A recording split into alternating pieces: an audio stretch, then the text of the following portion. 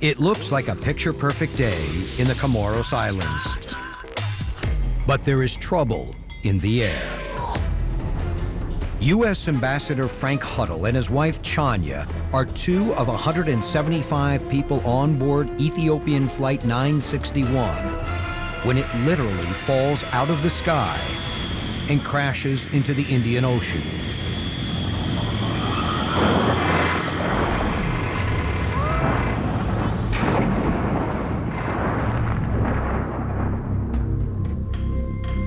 But what brings this flying machine down is no accident. It's being hijacked by 3 desperate Ethiopian men seeking political asylum. They've stormed the cockpit and claim to have a bomb. They want to fly to Australia, and unless their demands are met, they will blow the airplane up. Captain Lul Abate was at the controls of Flight 961. It was originally scheduled to fly to Kenya. That's a 2.5-hour flight. There was some reserve fuel, but the hijackers had already kept the plane in the air for 4 hours.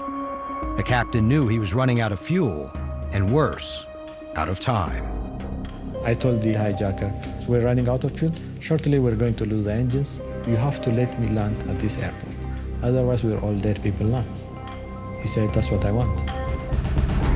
I never for a moment thought that there would be anybody in his right mind sitting there watching a fuel gauge going down in quantity and letting it go to empty, you know. Captain Jonas Mekoria was second in command. I just didn't think this was possible. Now, for the first time on television, these 2 brave men recount the downing of Flight 961. I told the lead hijacker, guy, we have 30 minutes to leave. Unless you allow me to land and refuel, we cannot make it to Australia. The only option we have is to die in the sea. I was beginning to get anxious because I knew we were beginning to run out of fuel at that point in time. And right there, sure enough, the airplane just sort of jolted to one side. And I knew it was an engine that just failed. The 767 is perfectly capable of flying with 1 engine, but not without fuel. We reached something like 21,000 feet, and the second engine also went dead. And I told the passengers, we're planning for a crash landing. The whole cabin was just dead silent. The pilots ran out of fuel at 21,000 feet.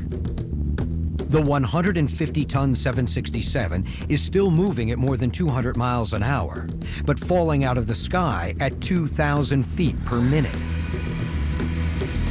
The pilots can glide using the flaps, but falling at that rate, they can only glide for 40 miles. The closest land was the Comoros Islands. A water landing was his only option, and putting it down next to a crowded beach was his passenger's best chance at survival. I was sure I was not going to make it to the airport. So my last option was just to go over the beach where rescue was available. With the altimeter dropping fast, all 175 brace for the inevitable.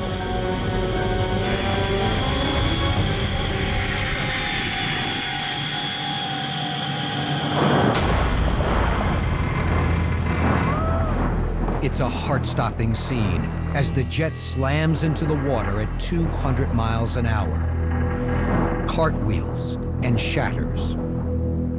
At first, it was a kind of a smooth touchdown sort of a thing, but then everything was just very rough. It was violent, you know? And I believe that's the moment where everything just broke apart. Within seconds, tourist-turned rescuers from a nearby resort begin plucking bodies from the watery wreckage. All 3 hijackers were killed on impact. But Captain Abate's split-second decision to ditch so close to the shoreline ultimately saves 50 lives. One of them is Ambassador Frank Huddle. The next thing I knew, I almost heard myself talking. I said, hey, I'm alive. And I sort of looked out and the plane has disappeared. He was thrown 300 feet from the plane, the entire length of a football field.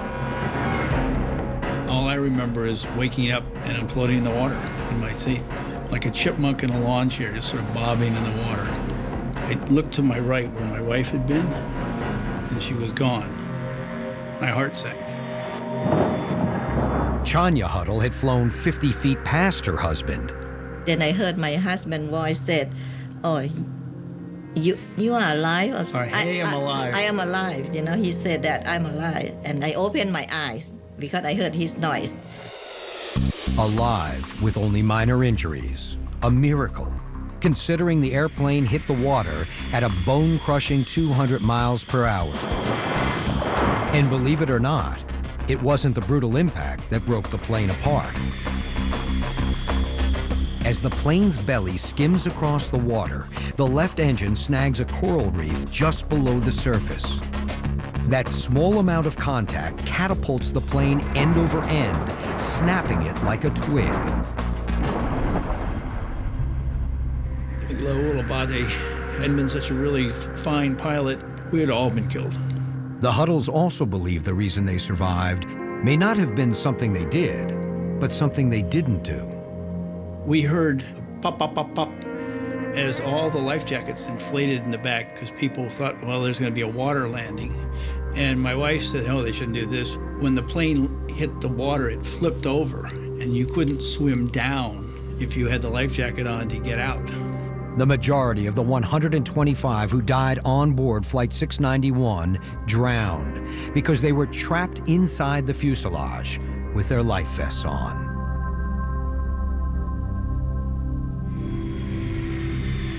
I felt really sorry. Nobody should have died. We lost so many passengers. I still mourn them, still. But there was nothing I could have done. I regret the fact that we didn't do something about it. It was before 9/11. After 9/11, you know, passengers don't sit idly.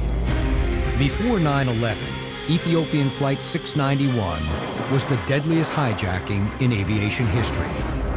At that time, cockpits were much more accessible. Now they are protected by bulletproof doors with keypad entry locks.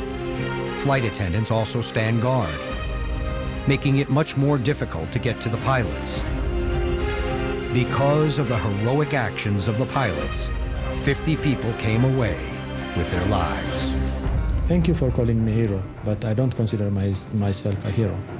I just fulfilled my professional obligation. I don't think of myself as a hero. I just did my job, and I just did what I had to do. Here's a plane where 75% of the passengers were killed, and yet we both survived. The odds of that mathematically are 1 in 16, that the husband and the wife will survive. So we got a lucky break. Atmos